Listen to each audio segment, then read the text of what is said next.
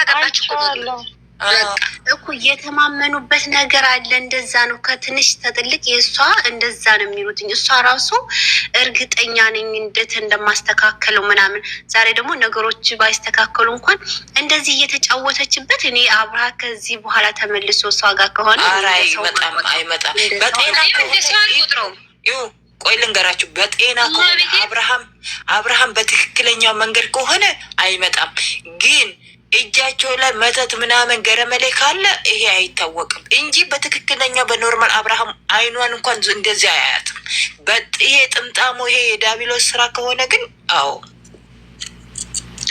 አይደለም። አሁን ወንድሟ የመጣው ምን ሊሰራ ነው? አልኳን እኮ ተለያይተው ጨርሰዋን አይደለ? እኔ ያለውሽ መከታዬ መከታሽ ነኝ እምባሽ እንትን እንደ መጀመሪያ ቢሆን ኖሮ ጥሩ ነበር። ነፍሰ ጡር እያለች እንደዛ ሲያደርጋት የት ነበር? አሁን እኮ አልኳን በቃ ተለያይተዋን፣ እሱም የራሱ ኑሮ እየኖረ ነው፣ እሷም ደግሞ እንደዛው። እነዚህ ኮተቶቿን ምናምን በዙሪያሽ ያሉት ምናምን ያው መጀመሪያ እኮ ያው የትንሹ ነገር ነው ወደ ትልቅ የሄደባቸው።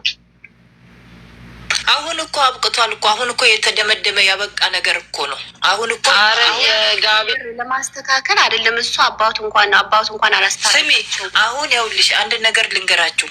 አብርሃም ወሳኙ ትልቁ መሳሪያ ያለው አብርሃም ጋር ነው። አብርሃም አይሆንም ካለ አይሆንም ነው። አንቆት እንግዲህ ወይ ደግሞ አንድ ላይ ሰፋቸው እንግዲህ አንድ ላይ ሰፋቸው። አብርሃምማ እንደ ዛሬ ወንዶች ቆፍጣና ቢሆን ሀታ ልጁን ራሱ ለበቃ ቢያንስ ለሁለት ወር ለሶስት ወር እንኳን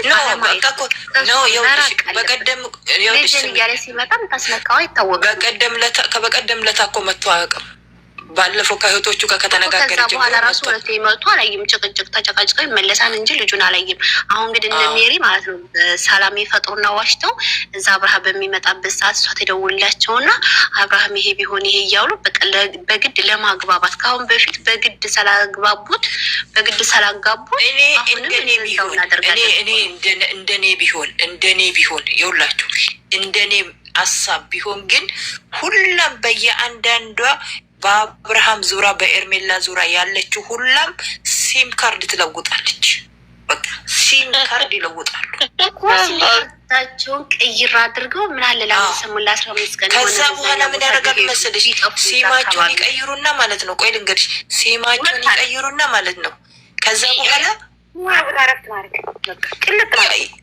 ሲማቸውን እንትን ይቀይሩና ማንም ደወለላቸው ማንም እዚህ ቦታ ቪዲዮ ነው ብሎ ካሜራ ቢዝ አለመሄድ። እንደገና ደግሞ እስቲ ትንሽ ለአንድ ወር እንኳን የሆነ ጋፕ ነገር እዚህ ቦታ እንሄዳለን ሳይሉ ተነስቶ ቢሄዱና ሰላማቸውን ቢያገኙ